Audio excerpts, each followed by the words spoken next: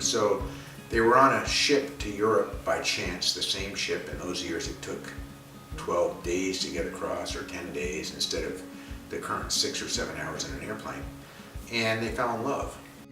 They came to the United States as secondary school teachers and got this idea that if they could send students off in the summertime, use summer vacation as an opportunity to educate instead of just vacation, and have students live in families, do community service in all parts of the world, really get involved with the cultures, learn languages, they'll make some small step towards building world peace and understanding. That's really how it started.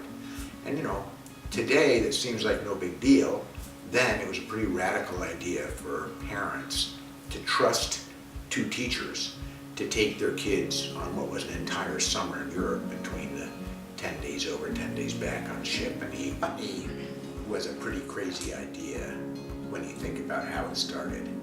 I mean, imagine this: no airplanes, no internet, no WeChat, no texting. The first trip included Switzerland, Italy, France, and Holland, and the trip still runs today, believe it or not, with many of the same experiences. But it started out with 16 high school students who had never been to Europe, had never been abroad. Travel was not a big thing then, having this experience where they really were embraced by Europe.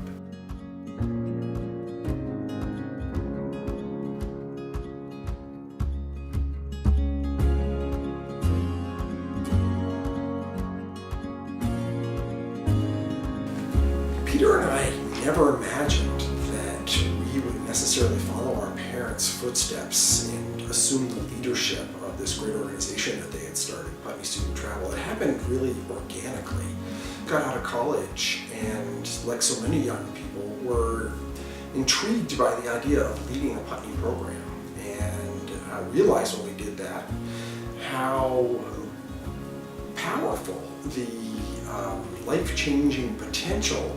Peter and I worked to introduce new directions. We introduced, for example, programs to parts of the world that our parents hadn't sent students.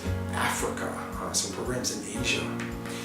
And we came up with the idea of sending students off to the developing world and integrating through community service, for example. So we came up with new ideas and directions that our parents hadn't really tried, and found that we liked it so much that slowly it became a lifelong commitment for us, and we never looked back. I always found in my work here at Putney, you can change a kid's life in 3 or 4 or 5 weeks, and that's why we keep doing it.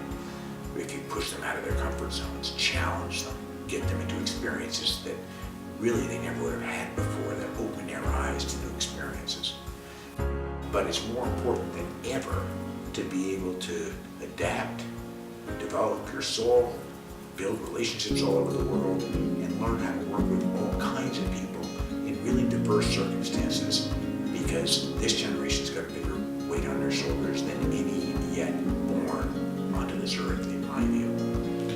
Putney Student Travel has always focused intensively on the kind of growth that comes from a close group experience. I think the sense of community that we are able to develop is as important to the overall experience as all of the language immersion, cultural immersion, exploration of issues that we do.